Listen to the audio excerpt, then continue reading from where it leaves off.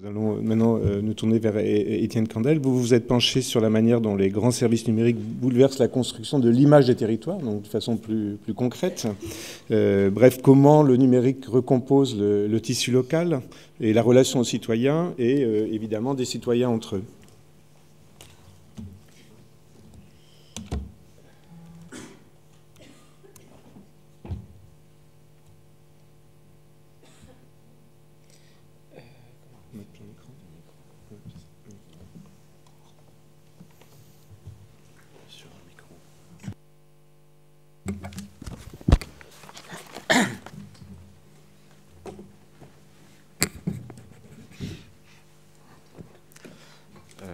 Juste une toute petite remarque, je suis à peu près d'accord avec Stéphane, sauf sur le fait que l'État ne sait pas recruter des talents, dont il est le signe, et nous aussi.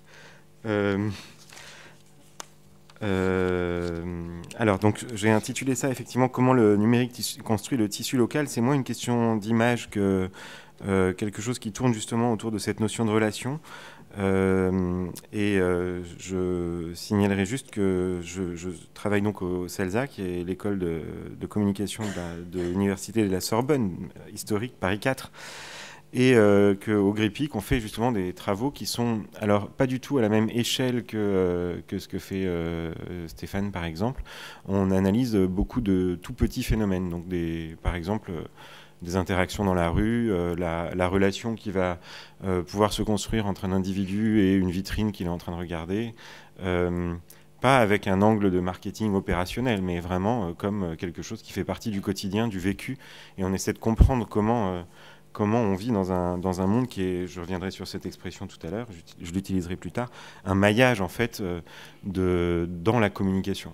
Comment finalement nos vies s'inscrivent dans un tissu. C'est pour ça que cette expression est pas mal, et à quel point nos vies sont, disons, mêlées ou tressées dans différentes logiques. Donc on fait des analyses qui sont plutôt au niveau micro, mais qui du coup permettent de détecter ou d'analyser, de comprendre certains phénomènes, par exemple, au plus proche des gens, des humains que nous sommes ou des citoyens que nous sommes. Qu'est-ce que c'est que, par exemple, un système participatif? Pourquoi est-ce que, quand on propose de la participation, ça ne marche pas nécessairement?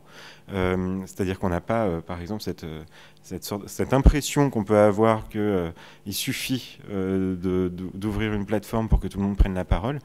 Elle est souvent déçue. Donc quand on met en œuvre un projet participatif, ça ne veut pas dire qu'il est suivi. Et toute cette différence entre le projet et puis la propension des gens n'est jamais tout à fait explorée. On baigne aussi dans une masse de discours qui nous donne l'impression qu'on a affaire à des phénomènes massifs, qui à certaines échelles le sont, notamment à des échelles économiques ou industrielles, mais au niveau du vécu individuel, c'est beaucoup plus contrasté, beaucoup plus complexe.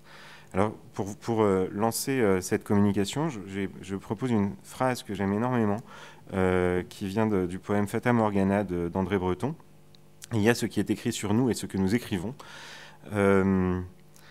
qui nous permet de penser à un certain nombre de phénomènes, et notamment de phénomènes d'inscription des territoires ou de ces objets très complexes que sont les lieux ou les groupes humains, inscription de ces objets dans différents projets ou différentes structures de communication. J'ai mis côte à côte une publicité pour la dernière Nuit Blanche, organisée par la mairie de Paris, bien sûr, et puis une recherche que j'ai faite sur Moissy Cramayel.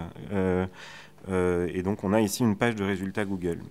Ça n'a l'air de rien, parce que cela a l'air évident aujourd'hui, et il faut néanmoins comprendre qu'un moteur de recherche est loin de n'être rien, ou évidemment je ne parle pas de la dimension industrielle, mais est loin d'être évident. On a affaire ici, sur la page de gauche, à proprement parler une écriture qui est faite par Google, non pas en raison d'un auteur. Il n'y a pas quelqu'un qui vient écrire, alors sur Moissy Cramayel, je veux d'abord citer tel et tel site. Ce n'est pas une liste de liens comme on peut avoir sur certains blogs, mais c'est des résultats de recherche. Et en amont de ces résultats de recherche, il y a tout le système des algorithmes, la façon dont on trie les résultats, dont on favorise certains résultats pour les faire remonter, dont on fait descendre d'autres. Et puis, il y a tout ce que Google fait en termes d'éditorialisation, Là encore, l'évidence a l'air de fonctionner à plein régime. C'est du texte écrit noir sur blanc, etc. Ça a l'air de se présenter dans une certaine neutralité, mais il n'y a rien d'évident. Il a fallu qu'on invente cela. Il a fallu qu'on se dise, tiens, quand on mettra Moissy, il faudra mettre des ressources sur Moissy, donc ce sera plutôt du Wikipédia. On va mettre la première photo, ou la photo la plus populaire. On va mettre une carte. Et tous ces éléments-là composent de la médiation. Ce sont des médiations complexes. Et on voit bien qu'il y a ce qu'on écrit, c'est-à-dire que moi, mairie de Paris, je peux communiquer sur l'événement que je mets en œuvre pour les publics, à titre culturel. Mais de l'autre côté, Google, dans la naturalisation, la mise en évidence donc, de certaines écritures, fait un travail extrêmement puissant. Et c'est là qu'il y a quelque chose à questionner, puisqu'on identifie à peu près bien ce qui se passe du côté droit de cette slide. Du côté gauche, on l'identifie très bien, mais sous le régime de l'évidence, sous l'impression que les choses sont normales de cette manière-là. Alors, je vais faire quelque chose qui est un petit peu rapide à ce niveau-là, parce que je pense que il ne sera utile pour personne, sinon pour moi, de s'y étendre. Mais ça va, maintenant je peux aller plus vite. J'ai mis ici des territoires, des constituants. Si on essaie de voir ce qu'il y a, alors pour le coup, dans la notion qu'on peut avoir de plus naturalisée de la relation au territoire et aux institutions, on peut dire que tout un ensemble de constituants viennent définir ce que c'est qu'un territoire, entre l'espace, le type d'administration qui y agit, la dimension politique, bien sûr, et puis tout ce qui va entraîner des choix et des questionnements en termes de budget, de personnel, etc. Je mets des points de suspension parce que, d'une certaine manière, il n'y a pas besoin de s'interroger là-dessus. On comprend que toute une tradition, notamment administrative, mène à certaines réalités territoriales et que ce qu'on va trouver ensuite en termes de communication publique, c'est-à-dire de mise en œuvre professionnelle de projets de communication, notamment à destination des citoyens, vont composer des discours. Et bien sûr, ces discours travaillent à construire l'identité des territoires, travaillent à construire le lien, à élaborer le tissu local. Là, il n'y a pas de grand mystère, disons, c'est toute la relation entre une dimension institutionnelle et les différentes mises en opération de communication du travail des institutions. Là où la chose est peut-être plus complexe, ou en tout cas se complexifie, c'est quand on commence à regarder comment les territoires s'écrivent, c'est-à-dire en prenant une notion assez large de l'écriture ou en se questionnant pas énormément dessus, on voit bien que les territoires sont aussi des composites issus de discours nombreux. Notamment, on peut passer rapidement sur les acteurs publics de la communication, sur les différentes personnes qui s'expriment au niveau local, les citoyens, etc. Et puis finalement, on a envie d'étendre l'identité donc discursive ou l'identité écrite des territoires à tout un ensemble de médiations qui peuvent être extrêmement complexes entre la publicité, les médias, les sciences, les touristes, les sciences, moi qui tiens par exemple un discours sur Paris. Et cela est assez important puisqu'on ne sait pas exactement, à partir du moment où on entre dans cette définition de plus en plus large de la communication, on a de plus en plus de mal à comprendre, à essayer de dresser une image du territoire. Récemment, je voyais Jacques Attali écrire un article catastrophiste et dégoûté sur la qualité de nos aéroports et sur l'horreur de l'utilisation du RER B quand on arrive par Roissy. On voit bien que dans la pensée d'Attali à ce moment-là, ce qui est énoncé, c'est avant tout que toute l'image heureuse, joyeuse de Paris, toute cette destination touristique, s'érode et part en miettes face à une réalité aussi sinistre que celle-ci. Mais c'est une hiérarchie que lui construit. Il y a une hiérarchie tout autre quand on voit une série comme Sex and the City où à un moment forcément romantique, elle va visiter Paris et elle se laissera inspirer par énormément de choses.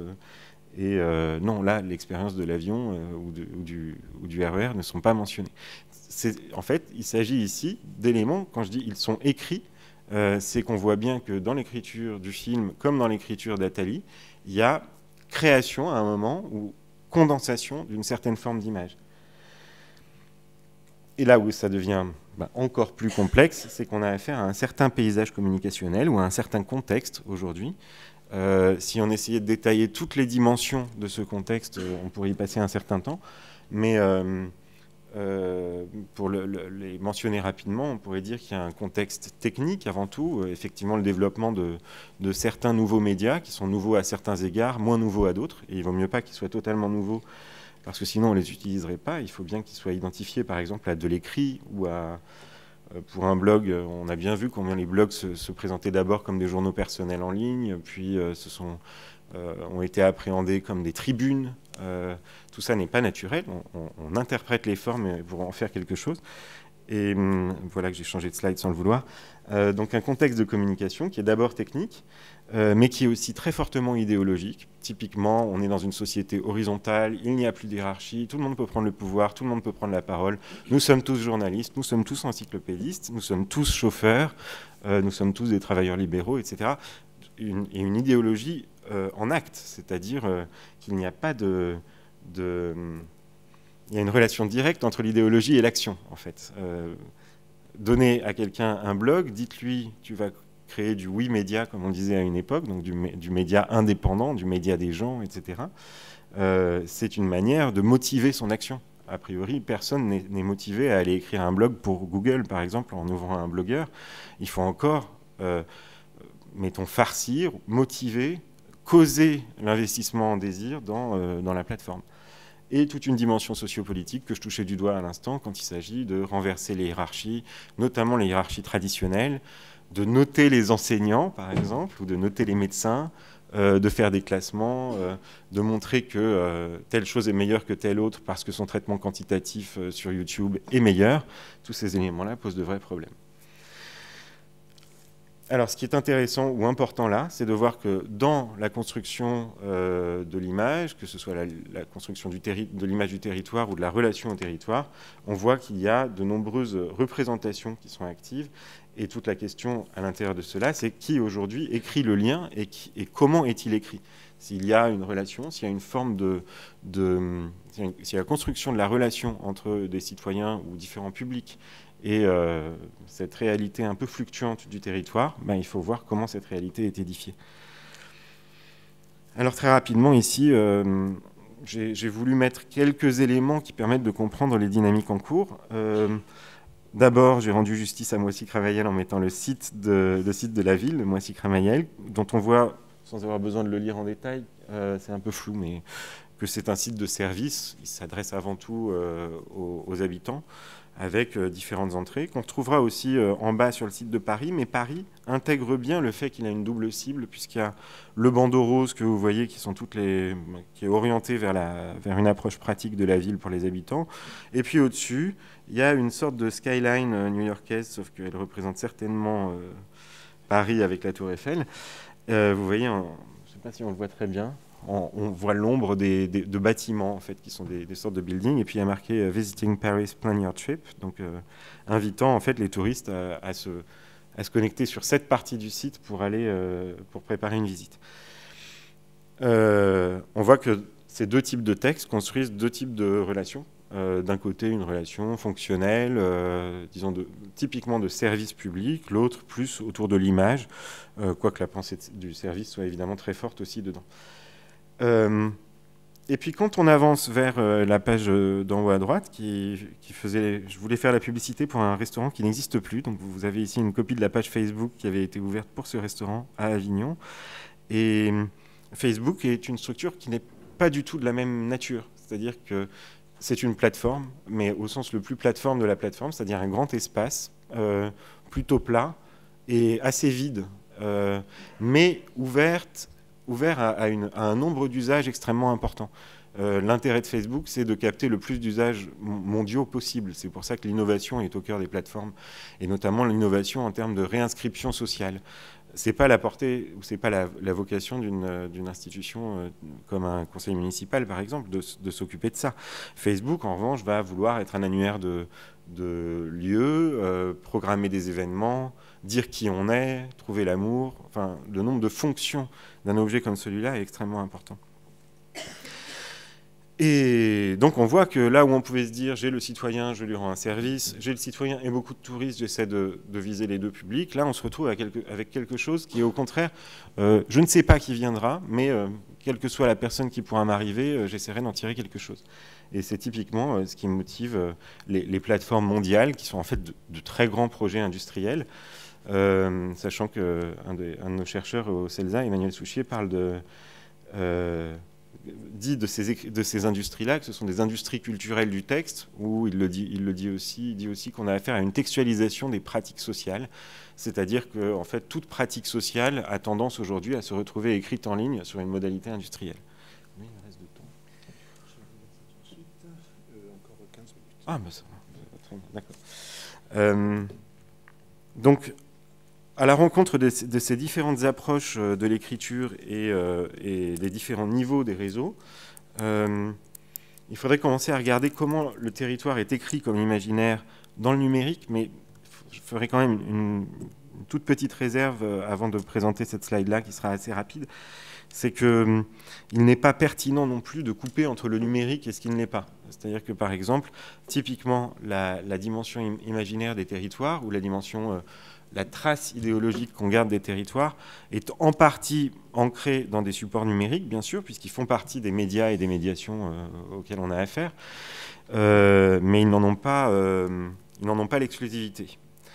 Simplement, il y a un certain type d'écriture qui ne se retrouve pas ailleurs, et c'est à ce titre-là qu'il est intéressant et important de les étudier.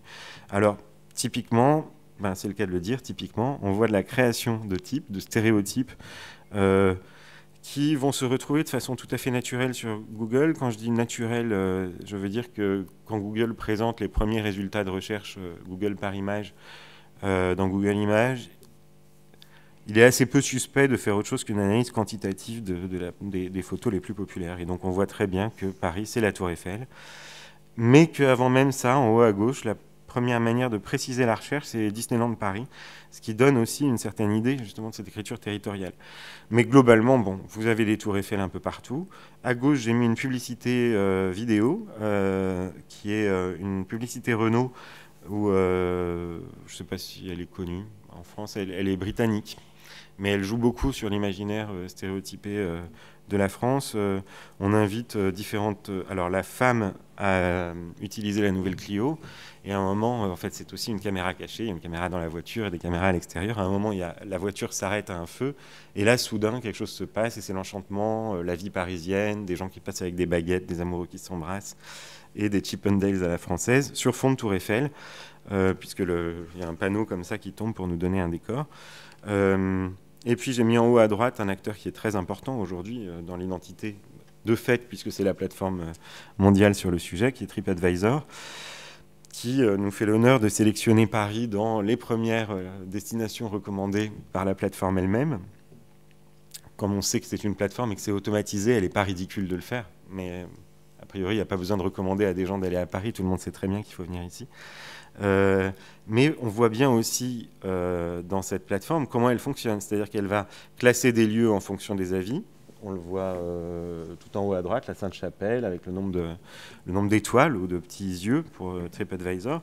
Et puis sur la colonne de gauche, là aussi, elle donne ce qu'elle estime utile ou ce qu'elle estime pertinent. C'est-à-dire qu'on pourrait, si le sujet de ma communication n'était pas la relation au citoyen, je pourrais dire comment on compose une relation touristique à un territoire. Donc d'une part, il y a le symbole phare, l'emblème, la tour Eiffel, etc. Et puis d'autre part, il faut de la météo. À un moment, si vous voulez faire tourisme, il faut de la météo, il faut de l'évaluation, et il faut qu'on vous suggère un hôtel, etc. On a en fait une mise en écriture du tourisme qui est intéressante, mais qui est un peu préoccupante, parce qu'on a l'impression qu'un voyage tel que l'approche les grandes plateformes aujourd'hui, c'est simplement une série de consommations, une série de recommandations et une série d'images. Et ça se traduit ensuite dans des usages. Enfin, l'appauvrissement du projet touristique au titre du vécu. Vivre le tourisme, c'est pas tellement ça. Normalement, c'est ce qu'on fait a priori. Mais là, non, les gens vont photographier leur repas pour montrer ce qu'ils avaient mangé au restaurant et pour dire pourquoi ils notent que c'était bon ou pas bon, photographier leur chambre, etc. Ne caricaturons pas, ça ne veut pas dire qu'il n'y a plus d'expérience vécue, mais que cette expérience est préoccupée de laisser des traces écrites selon le modèle qui nous en est proposé en amont même de la visite. Autant rester chez soi. Et puis, sur la deuxième dimension du territoire comme imaginaire, alors je vous parlais à l'instant de toute la stéréotypie, pour revenir sur les mises en écriture, elles sont de très nombreuses natures, et là encore, il faut penser la continuité ou l'hybridation qu'il peut y avoir entre ce qui est numérique et ce qui ne l'est pas. Par exemple, je suis allé chercher 2 plaques, donc une plaque commémorative pour Zola, une plaque de rue pour la rue de l'Arbalète. Je les ai cherchées en ligne. C'est-à-dire que ce que vous voyez, ce n'est pas des photos que j'ai faites de ces endroits-là. Et on voit bien à quel point les imaginaires locaux s'hybrident de cette manière-là. On va avoir des éléments qui pourront se retrouver dans des supports papier, dans de l'écrit, le plus classique, des carnets, qui vont être numérisés. Et puis à l'inverse, vous aurez des choses qui sont effectivement numériques, une affiche interactive, un plan de quartier avec support USB, par exemple, et qui seront ici, qui effectivement proposent des choses qui sont profondément hybrides. Mais voilà, on voit que dans les figurations institutionnelles, on va avoir des choses qui sont de l'ordre du logo, le logo d'une ville par exemple, les bâtiments, magazines, certains supports de publication du type ici qui proposent des activités à Paris. Que faire? Vous voyez les manèges Noël gratuits dans tout Paris. Et puis du côté des projets industriels, c'est des méga projets d'écriture, moteurs de recherche, toute la géolocalisation, les réseaux sociaux. Et ce qui est intéressant, c'est de questionner la différence entre ces logiques d'écriture avec une grande question, c'est qu'est-ce qu'on fait d'une communication classique d'influence, par exemple communication par affiche, face à l'idée que une campagne d'image, par exemple, sera potentiellement contrecarrée ou concurrencée par ces très nombreuses médiations. Puis tout en bas ici, j'ai mis un tout petit extrait de Google Analytics, qui est un des logiciels les plus utilisés par les concepteurs de sites web. Et ici, vous tapez Marseille dans la période actuelle. Ce qui remonte en premier résultat, ce n'est pas des informations sur Marseille, c'est les actualités de la ville de Marseille, des morts, etc. Donc on voit à quel point l'image est un objet composite entre les différentes parties prenantes de l'écriture de cette image. Du coup, on peut comprendre que les grands schémas classiques de la communication, par exemple, l'image voulue, l'image subie, l'image projetée, ne sont pas nécessairement très intéressants à ce niveau-là, et qui est beaucoup plus important pour comprendre en fait comment travailler la communication au niveau local. Il sera beaucoup plus important de réfléchir à ce que c'est que le territoire vécu, sachant que le territoire doit être vu comme une identité, à mon avis, avant tout symbolique et pas géographique ou strictement locale. C'est-à-dire que ce n'est pas des coordonnées dans l'espace, ce serait trop facile. Mais en revanche, c'est quelque chose que l'on vit effectivement et qu'on vit à des échelles très différentes. Et c'est là que j'aimerais qu'on travaille un petit peu sur la notion de relation, puisque, alors j'ai mis en bas à gauche une aquarelle que j'ai trouvée sur un blog qui raconte des histoires qui se passent dans l'Est parisien, autour de Barbès ou d'Ornano,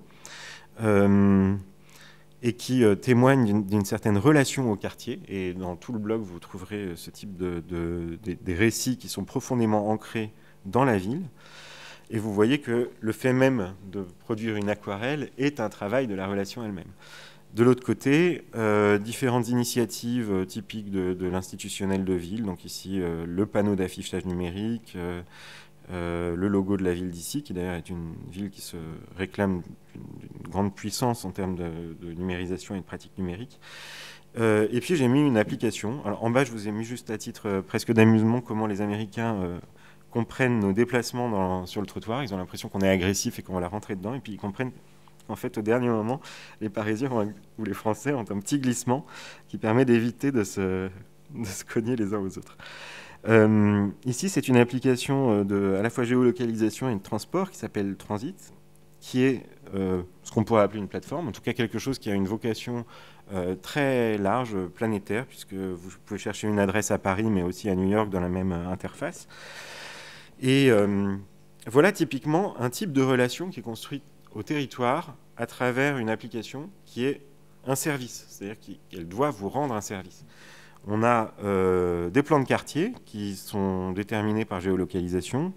Et puis, et d'ailleurs, il y a une chose intéressante, si vous regardez ici en haut à gauche, vous voyez il y a une petite épingle dans la barre de tâches de Google, d'Android, du système d'exploitation du téléphone. Et l'épingle est devenu le symbole même de la géolocalisation. C'est-à-dire qu'il y a une prédisposition à s'identifier, à punaiser quelque chose sur un plan, dans la notion même de GPS. Le GPS devient géolocalisation, et la géolocalisation devient pointage sur un plan de je suis là, je suis ici, c'est moi. Et l'épingle devient quelque chose de naturalisé. C'est pas naturel du tout, mais ça le semble. Le rond classique, vous êtes ici, avec un gros point au milieu, un petit cercle autour, s'affadit par rapport à cette représentation-là. Ici, vous voyez qu'il est remplacé par un tout petit rond bleu qui est en fait où vous êtes, avec une petite flèche qui montrera vers où vous regardez. Et puis, de façon utilitaire, on vous dit à quelle distance sont les différents bus qui peuvent arriver. Et de façon toujours aussi utilitaire, vous savez quel est le temps de transport que vous allez devoir avoir pour aller au CELSA, avec des modèles types. Ici, ça se voit, j'imagine, très peu pour vous. Ah oui, c'est même en dehors de l'image. Ici, là, vous avez par exemple un petit bonhomme qui marche. Les zones grisées sont des moments de marche. Et en fait, il y a même là quelque chose qui est très intéressant, c'est une image du consommateur type, de la personne type et du temps de trajet type qu'il doit y avoir entre les différents moments d'attente. Et puis, ils ajoutent Uber. Et là aussi, il y a quelque chose qui se produit, c'est-à-dire qu'il y a tout ce que le syndicat des transports d'Île-de-France peut faire, les lignes de bus, les lignes de métro, etc. Et puis, il y a un acteur privé qui vient se glisser là-dedans comme quelque chose de tout aussi normal. Vous les avez vraiment mis sur le même plan. Et ça, c'est un effet d'écriture. C'est ça qui naturalise l'idée que prendre l'un ou prendre l'autre, c'est la même chose. De mon point de vue, c'est pas la même chose. On ne prend pas le bus comme on prend un Uber. Dans le cas du bus, on est un usager, alors que dans le cas d'Uber, on est un consommateur. Et il y a quelque chose qui est extrêmement important dans le déplacement de l'un à l'autre. Mais là, typiquement, une écriture crée le déplacement, ou crée la normalisation de la transformation. Personnellement, ça me fait un peu frémir, mais et puis elle est là, elle est noire. Enfin, et donc toute la question des identités vécues et des relations nous met en présence d'objets toujours manipulables, mais manipulables de façon différente et avec quelque chose qui est grave, et Stéphane le disait tout à l'heure, d'une certaine manière grave, je veux dire au sens lourd ou impactant, comme disent certains communicants. Vous avez ici le plan de ville à l'ancienne, du 5e arrondissement. Vous savez que certaines rues sont à peine lisibles dans ce dédale, mais l'échelle le voulait, etc. Et puis vous avez ces nouvelles réalités de ce qu'on appelle encore des plans, mais qui ne participent pas des mêmes fonctionnements, mettant notamment en valeur la localisation précise de l'individu et son point de perspective. Ça se voit bien dans cet extrait-là. Ça, c'est le logiciel de Google Maps qui le propose. Le plan devient en 3 dimensions. On le voit aussi sur le GPS de conduite TomTom ici à droite. Et dans les deux cas, on voit bien qu'il y a un déplacement de la perspective ou un déplacement de l'imaginaire de service. On n'est plus dans le même type de relation au territoire. Typiquement, le plan traditionnel vous donne à voir tout dans un petit espace. Le plan type GPS vous donne à voir ce dont vous avez besoin pour opérer le prochain tournant à gauche ou à droite et savoir à combien de minutes de transport vous êtes. Ici, il y a marqué 18 minutes, etc. Donc toute la question, c'est comment on édifie des projets. On voit bien quels projets ont pu présider à la production des plans traditionnels, des plans papier comme le petit guide de Paris qu'on avait avant, et quels sont les projets qui président à un TomTom ou un GPS Google. Et donc voilà, on commence à toucher les relations avec ce qu'on pourrait tout à fait représenter comme des anamorphoses. Donc je me permets la métaphore de l'anamorphose. Vous savez, ces images déformées qui nous montrent par exemple que Paris est très proche de Lille, mais très loin de Toulouse, où on voit Toulouse très loin, comme ça, ou la Bretagne assez loin aussi. L'image ou l'imaginaire de l'anamorphose est assez fréquent. C'est-à-dire que tout à l'heure, on voyait à combien de minutes sont les bus. Ici, on voit à combien de mètres se trouvent les boutiques de bricolage. Et c'est ça qui préside au classement. C'est le moment. D'accord. Mais il y a aussi tout un travail qui est fait, et alors là c'est très important puisqu'on est sur la question du local, à la limite le plus localisé, sur les proximités des corps. Je vous ai mis ici une application qui, je ne sais pas exactement son fonctionnement, mais elle marche pas trop mal, et qui est française pour le coup, qui s'appelle Happen, et qui vise à permettre à des célibataires tous deux connectés, de se retrouver s'ils se sont croisés sans oser se dire bonjour dans la rue. Donc voilà, on vient de se croiser juste à l'angle, ah oui j'ai vu, t'es encore là, etc. Et on pourrait justement se demander si entre cette relation justement à la géolocalisation et au local, ce qu'on pourrait appeler le local le plus situé, le plus local, le plus proche du corps, on n'aurait pas affaire à, d'une part, ce qu'on appelle des bulles. Alors on en parle surtout pour l'effet de Google. Google, à force de personnaliser les résultats de recherche, a tendance à nous enfermer dans des résultats redondants et dans une certaine atonie, puisqu'on ne retrouve plus que la même chose. On pourrait aussi parler de myopie, c'est-à-dire une tendance à nous présenter ce qui est immédiatement autour. Typiquement, ça se voit dans le marketing localisé, où on vous dit il y a telle boutique à 500 mètres qui vous propose une offre, ceci, cela, etc. Des myopies aussi qui nous invitent à regarder plutôt la voisine immédiate, Louise, 26 ans, plutôt que regarder haut ou regarder loin. Et la question, c'est qu'on est en train de configurer un marché, et un marché, comme tout marché, repose avant tout sur la construction de besoins ou la construction de désirs. On peut dire construction ou réponse, hein, mais en général, les deux sont tout à fait congruents. La question, c'est du coup du renouvellement, de l'écriture, de la prescription de nouveaux usages. J'ai mis ici en arrière-plan les résultats de recherche sur Paris pour Android. Si j'ai choisi Paris plutôt que Moissy-Cramaniel, c'est parce qu'il y a quand même plus de médiation numérique de Paris. Et voilà, il y aurait moins d'applications si je mettais... Et sans aucune ironie, ni pour l'un ni pour l'autre. Voilà aussi typiquement une application qui vous propose de trouver un espace de coworking ou un espace de travail ouvert, comme on dit, pour avoir du Wi-Fi, payer pas trop cher et pouvoir travailler longuement. En bas à droite, une application développée par Paris Musée pour accompagner une exposition de l'an dernier. Et puis au milieu, ici, Paris Je t'aime, qui est un compte Twitter qui propose des informations pratiques sur Paris et qui se fait fort de nous donner la météo avec juste une icône. Ce qui est intéressant, je mets aussi l'application RATP. Ce qui est intéressant à travers ces différents objets, c'est qu'on voit qu'ils sont à chaque fois ancrés dans l'idée qu'il y a un usage et qu'il faut faire de cet usage une opportunité de création. À la fois, ça a quelque chose de très intéressant puisque c'est une des dynamiques d'innovation. Si vous regardez les startups qui se créent en France, en particulier à Paris, c'est très souvent ancré dans l'idée qu'il y a un usage qui n'est pas encore couvert. Très souvent, leur optique, c'est de se vendre le plus vite possible. Et ça, c'est sans doute un problème puisque là, pour le coup, on comprend comment les méga plateformes mondiales s'alimentent et pourquoi ça attire les plus grands ensuite. Mais au niveau du renouvellement des usages, il y a quelque chose qui est faisable. Il y aurait aussi à réfléchir en termes de renouvellement des technologies. Voilà, donc tout ça est maintenant à peu près évident, je pense, c'est les perspectives de conclusion. Travailler plutôt sur la relation impliquée par les écritures que sur l'image comme grand dada en communication. La relation impliquée est plus importante, puisque si on essaie de comprendre la relation, on la comprendra à différents niveaux, notamment niveau très localisé, justement, très proche du corps du citoyen ou du corps de l'habitant, et puis ces différents programmes d'action possibles, les différentes relations qu'il peut entretenir, par exemple, à un quartier, à une rue. Il y a des sites ou des applications intéressantes qui, justement, travaillent sur ce genre d'unité de localité. Et donc travailler sur ce qu'on peut faire à la fois en termes de besoins et de projection. Ne jamais oublier aussi que la relation au territoire, qui était traditionnellement non pas un domaine régalien, mais plutôt un domaine classique de l'action publique, devient un marché. Et c'est certainement ça qui est problématique, puisque à partir du moment où une plateforme peut faire feu de tout bois ou argent de toute relation sociale, de toute pratique sociale, il n'y a pas de raison que ce qui est de l'ordre de la relation au territoire y échappe. Voilà. J'aurais dû mettre une image pour finir, mais on fera sans. Merci Étienne. Anne, vous... Oui.